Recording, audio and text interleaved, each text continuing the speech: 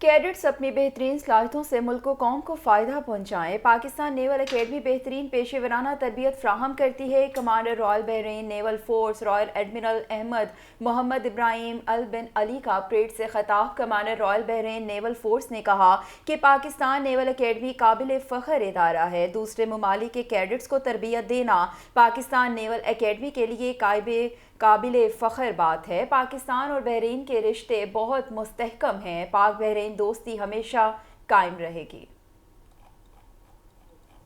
The training you have received at Pakistan Naval Academy has prepared you to step into a challenging yet deeply satisfying career. It has equipped you with essential military and academic skills, and you should spare no effort to build up on these to achieve excellence in your professions. Ladies and gentlemen, Pakistan Armed Forces take pride in training cadets and officers from friendly countries, and it is a great thing to note the Pakistan Navy Academy is training future officers from Bahrain, Djibouti, Iraq, Sri Lanka, and Turkey. I am sure that the training these cadets are receiving